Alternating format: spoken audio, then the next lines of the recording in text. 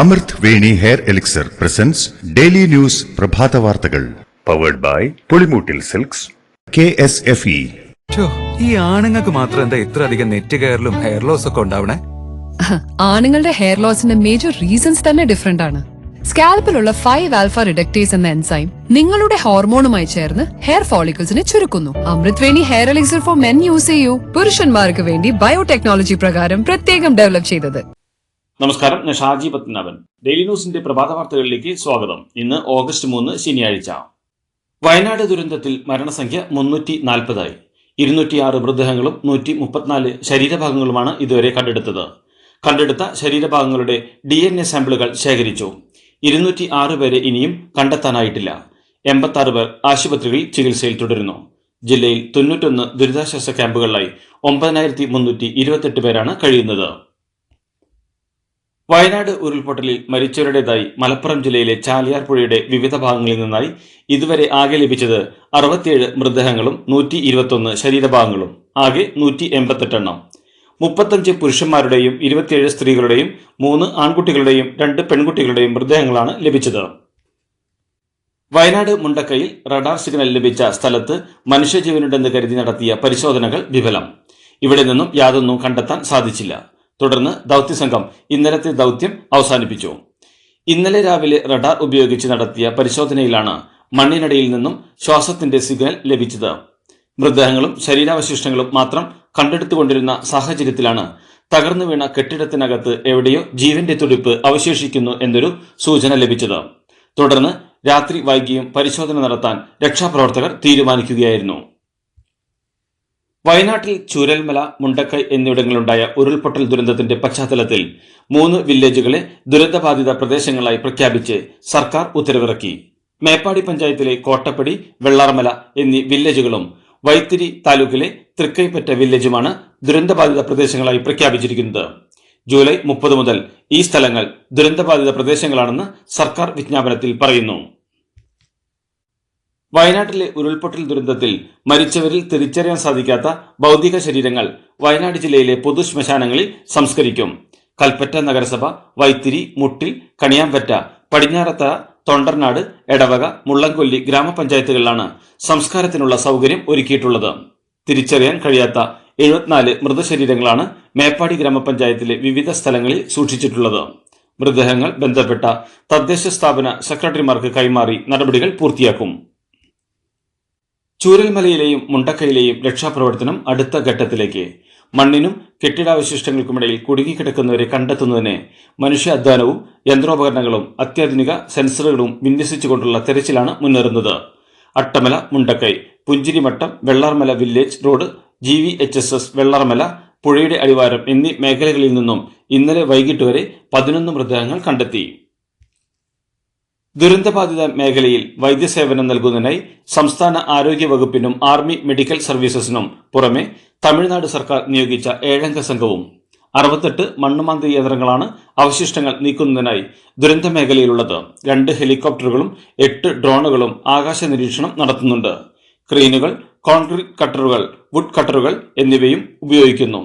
ഇന്ധനം, കുടിവെള്ളം എന്നിവ ലഭ്യമാക്കുന്നതിനായി ടാങ്കറുകൾ, ആംബുലൻസുകൾ എന്നിവയും സ്ഥലത്ത് സജ്ജമാക്കിയിട്ടുണ്ട്. വയനാട് ദുരന്തവുമായി ബന്ധപ്പെട്ട് രക്ഷാദൌത്യം നടത്തുന്നവർക്കായി സന്നദ്ധ സംഘടനകളും വ്യക്തികളും കൊണ്ടുവരുന്ന ഭക്ഷണം ചൂരൽമല നീലിക്കാപ്പ് സെന്റ് മേരീസ് ചർച്ചിന് സമീപം സജ്ജീകരിച്ചിരിക്കുന്ന ഫുഡ് കളക്ഷൻ സെന്ററിൽ ഏൽപ്പിക്കണമെന്ന് ജില്ലാ കളക്ടർ DR മേഘശ്രീ.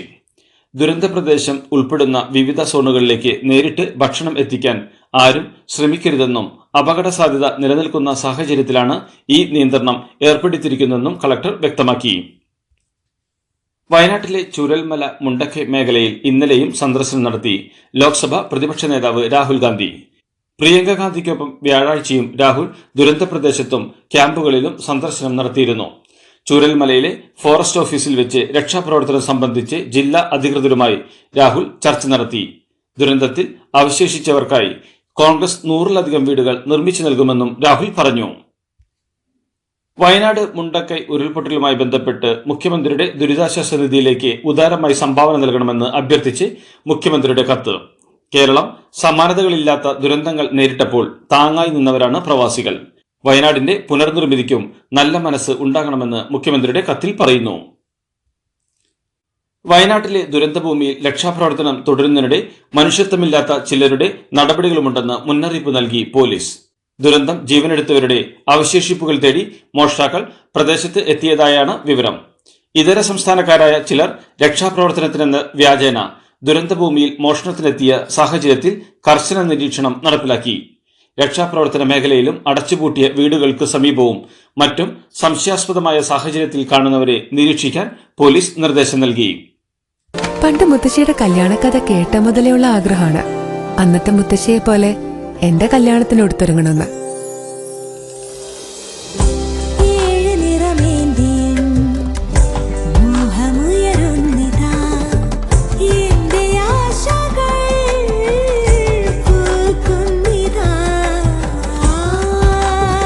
ചില ബന്ധങ്ങൾ തുടർന്നുകൊണ്ടേയിരിക്കും.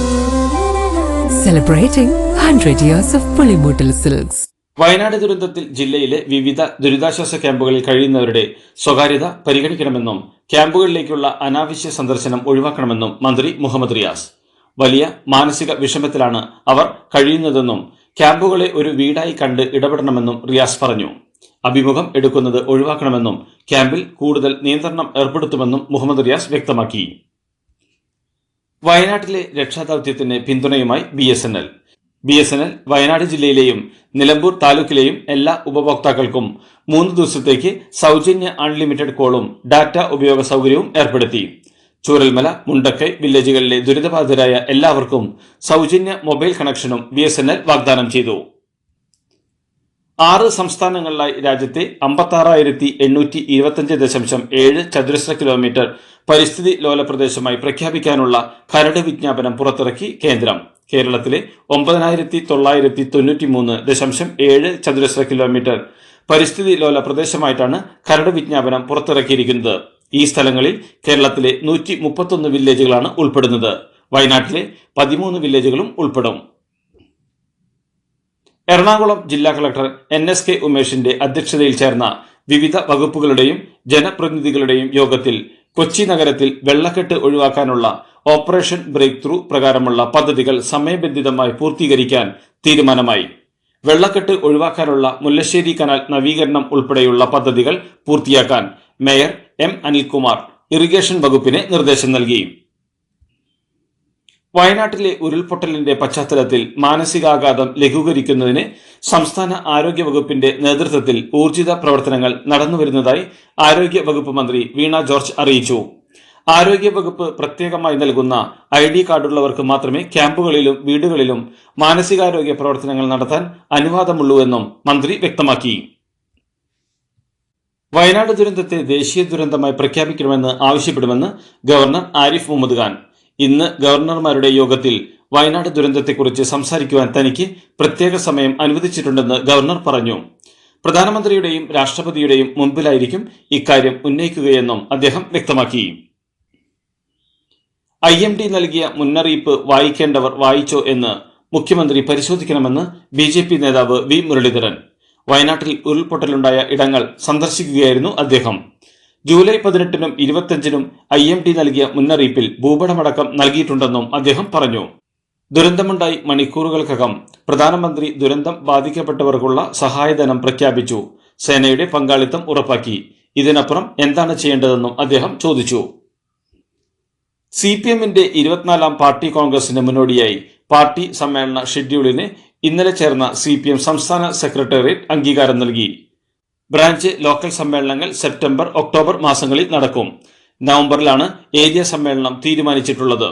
ഡിസംബർ, ജനുവരി മാസങ്ങളിലായി ജില്ലാ സമ്മേളനവും ഫെബ്രുവരിയിൽ സംസ്ഥാന സമ്മേളനവും നടക്കും. വയനാട് ദുരന്ത മേഖലയിലെ പുനരധിവാസത്തിന് 25 ലക്ഷം രൂപ വകയിരുത്തി CPM.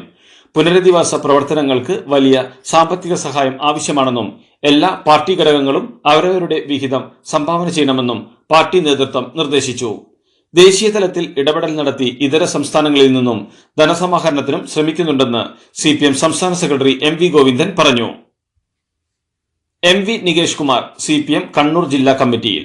പ്രത്യേക ക്ഷണിതാവായാണ് നികേഷിനെ ജില്ലാ കമ്മിറ്റിയിൽ ഉൾപ്പെടുത്തിയത്. മാധ്യമപ്രവർത്തനം അവസാനിപ്പിക്കുകയാണെന്നും CPM-ൽ സജീവമാകാൻ തീരുമാനിച്ചുവെന്നും അടുത്തിടെ MV നികേഷ് കുമാർ പറഞ്ഞിരുന്നു. വയനാട്ടിലെ ജനങ്ങൾക്ക് സഹായഹസ്തവുമായി ആസ്റ്റർ DM ഹെൽത്ത് കെയർ. ദുരന്തമുഖത്ത് പരിക്കേറ്റവർക്ക് അടിയന്തര ചികിത്സ നൽകുന്നതിന് പുറമെ 4 കോടി രൂപയുടെ സഹായധനവും പ്രഖ്യാപിച്ചിട്ടുണ്ട്. ഇതിൽ 1.5 കോടി രൂപ മുഖ്യമന്ത്രിയുടെ ദുരിതാശ്വാസ നിധിയിലേക്ക് നേരിട്ട് നൽകും. കൂടാതെ വീടുകൾ നഷ്ടമായി ക്യാമ്പുകളിൽ കഴിയുന്നവരുടെ പുനരധിവാസത്തിന് 2.5 കോടി രൂപയും ചെലവഴിക്കും.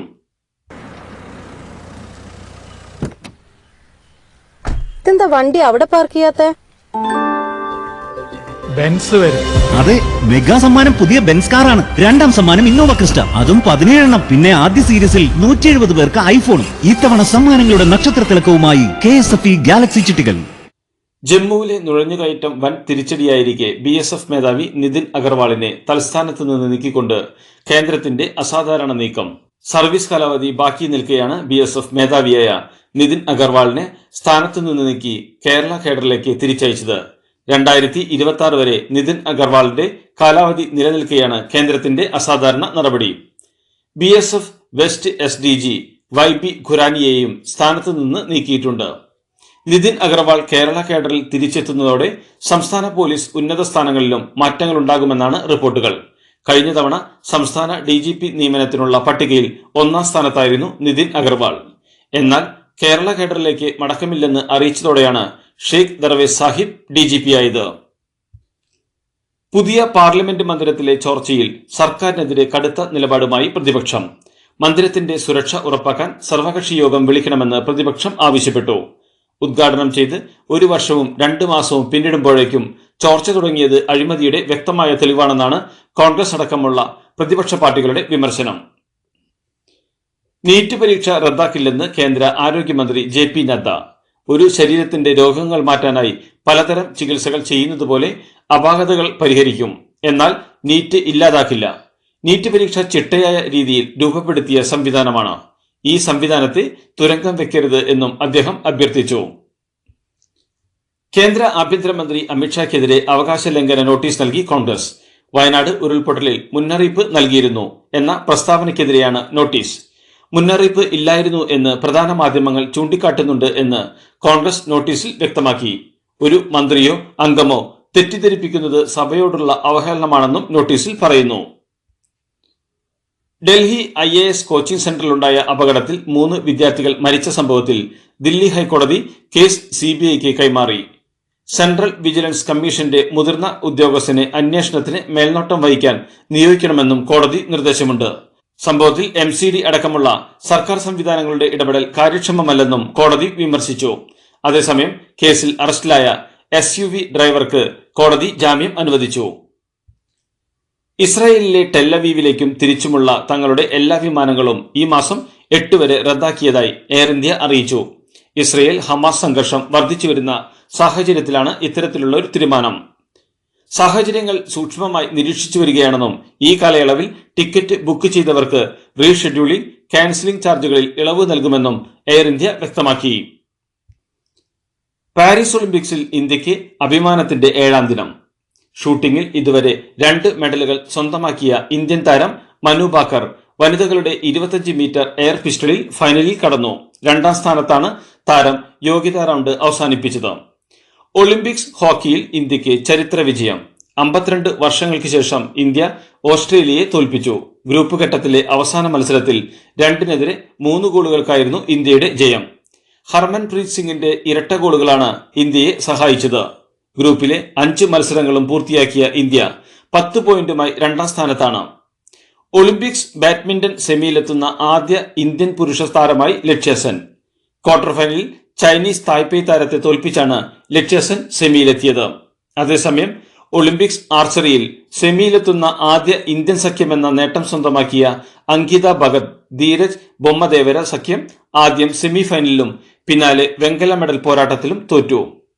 പുരുഷ ഷോട്ട്പുട്ടിൽ ഇന്ത്യയുടെ തേജീന്ദർ പാൽ സിംഗ് ടൂർ ഫൈനൽ യോഗ്യത നേടാതെ പുറത്തായി.